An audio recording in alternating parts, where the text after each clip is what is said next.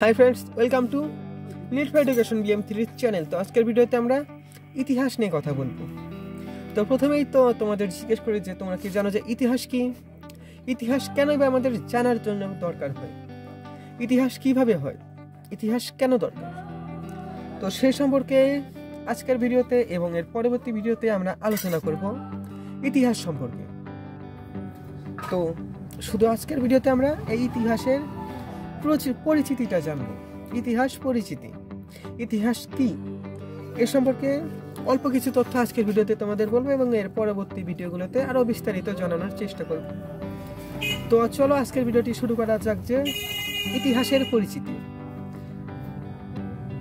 প্রতিটি মানুষ আত্ম অনুসন্ধান করে, অর্থাৎ প্রতিটি মানুষ একটা সময় পরে নিজেকে একটা প্রশ্ন অবশ্যই করে যে আমি কে।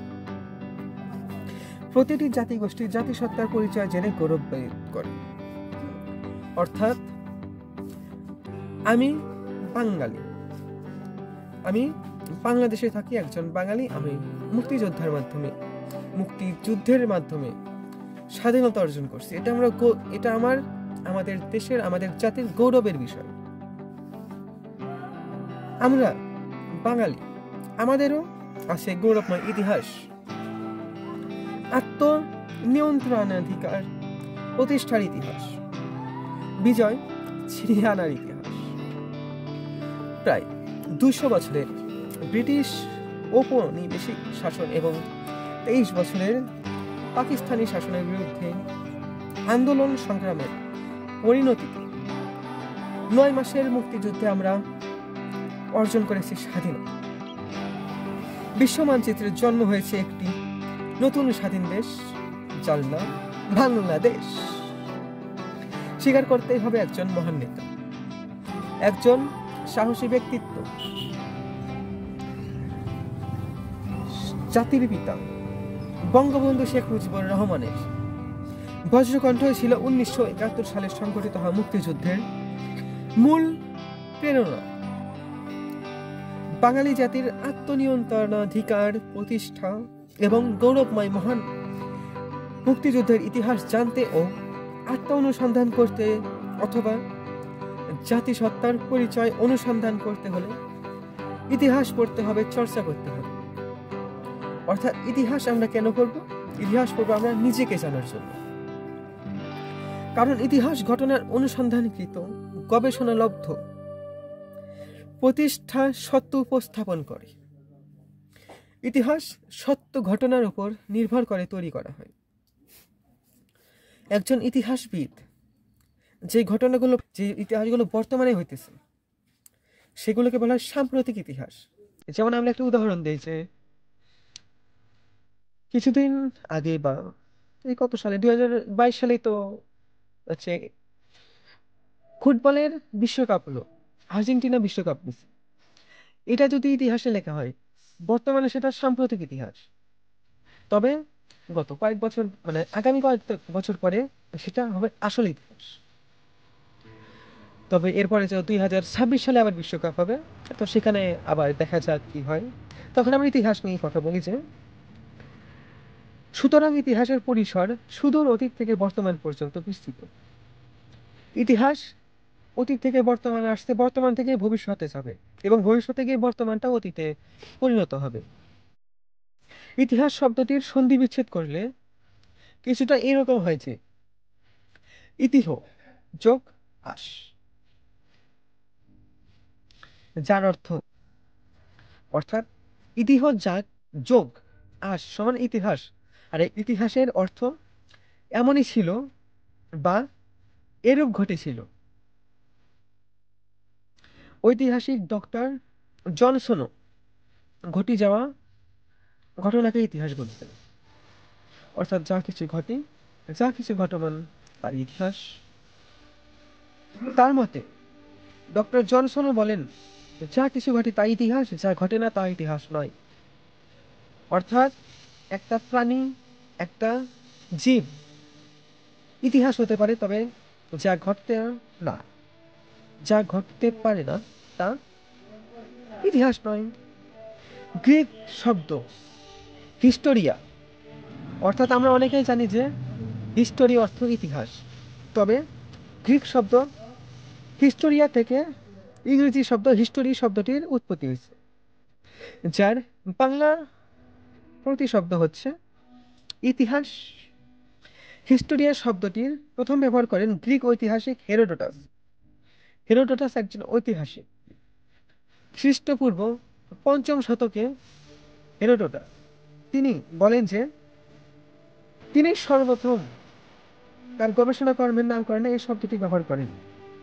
ইতিহাসের জনক এর নাম হেরোডোটাস। হেরোডোটাস আবিধানিক অর্থ, ইতিহাসের আবিধানিক অর্থ হলো সত্যানুসন্ধান বা গবেষণা করেন। হেরোডোটাসই বলেন যে হিস্টোরি অর্থ ইতিহাস। হেরোডোটাস বিশ্বাস করতেন ইতিহাস হলো যা সত্যিকার অর্থে ছিল বা সংঘটিত হয়েছিল, তার অনুসন্ধান করা ও লেখাই হলো ইতিহাস। তিনি তার গবেষণায় গ্রিস ও পারস্যের মধ্যে সংঘটিত যুদ্ধের বিভিন্ন বিষয়ে অনুসন্ধান করেছেন। এতে তিনি প্রাপ্ত তথ্য, গুরুত্বপূর্ণ ঘটনা এবং গ্রিসের বিজয়গাথা লিপিবদ্ধ করেছেন। তো এখানে একটা বিষয় যে এক সময় মানে অনেক আগে পারস্যের একটা যুদ্ধ হয়েছিল। সেই যুদ্ধে গ্রিস বিজয় লাভ করে এবং সেই সম্পর্কে হেরোডোটাস কিছু কল্পনা করছেন, কিছু লিখছেন, যাতে পরবর্তী প্রজন্ম এই ঘটনাগুলো ভুলে না যায়। অর্থাৎ আমরা যদি এখনো চাই এই বিভিন্ন যুদ্ধ সম্পর্কে জানতে পারি, এই বিবরণ যেন তাদের উৎসাহিত করে, দেশপ্রেমে উদ্বুদ্ধ করে। যেমন আমরা উৎসাহ পাই কোথা থেকে? আমাদের দেশের মানুষ অতি সাহসের সাথে মুক্তিযুদ্ধ করে স্বাধীনতা অর্জন করে। আমাদের এটা উৎসাহের বিষয়, আমাদের গর্ব করার বিষয়। 16 ডিসেম্বর আমাদের বিজয় দিবস। হেরোডোটাসের প্রথম ইতিহাস এবং অনুসন্ধান এই ধারণাকে সংযুক্ত করেন, ফলে ইতিহাস পরিণত হয় বিজ্ঞানে, পরিপূর্ণভাবে হয়ে ওঠে তথ্য নির্ভর। অর্থাৎ ইতিহাস কি? ইতিহাস একটি তথ্য নির্ভর ঘটনা এবং গবেষণার বিষয়। প্রকৃতভাবে মানুষ সমাজের অত্যন্ত ঘটনা প্রবাহই হলো ইতিহাস। একটা মানুষ সমাজের, একটা মানব গোষ্ঠীর ঘটনা প্রবাহই হলো ইতিহাস। ইতিহাসবিদ র্যাবসন বলছেন, র্যাবসন একজন ইতিহাসবিদ, ওনার নাম র্যাবসন। ইতিহাস হলো ঘটনার বৈজ্ঞানিক এবং ধারাবাহিক বর্ণনা। অর্থাৎ এই বর্তমান ঘটনার বৈজ্ঞানিক এবং ধারাবাহিক বর্ণনা।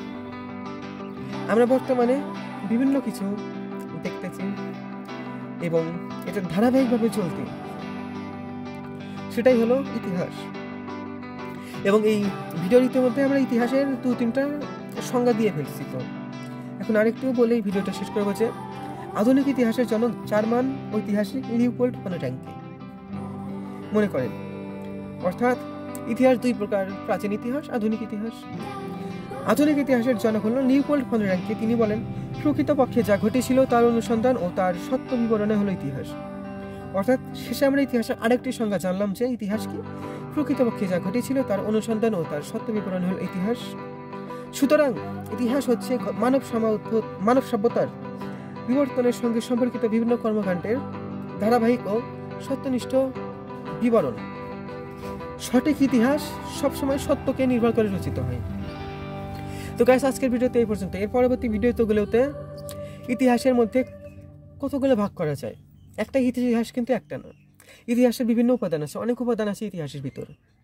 তো এরপরে ভিডিওগুলোতে আমরা ইতিহাসের উপাদান, ইতিহাসের ভিতর কী কী আলোচনা করা হয় সেই সম্পর্কে পরবর্তী ভিডিওগুলোতে আমরা আলোচনা করব। তো আজকের ভিডিওতে আমরা জানলাম যে ইতিহাস কি, ইতিহাস কেনই বা আমাদের পড়া উচিত, বা ইতিহাসের যারা তৈরি করছেন অর্থাৎ ঐতিহাসিকবিদ সম্পর্কে আমরা আজকের ভিডিওতে কিছু জানছি।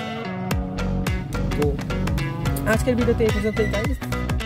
ভিডিওটি কেমন লাগলো তোমাদের জানাও, কমেন্ট করে জানাও যে ভিডিওটি তোমাদের কেমন লাগলো। যদি ভালো লেগে থাকে অবশ্যই একটা লাইক করো, ভিডিওটি শেয়ার করে দাও এবং সাবস্ক্রাইব দ্য নির্ভয় এডুকেশন চ্যানেল।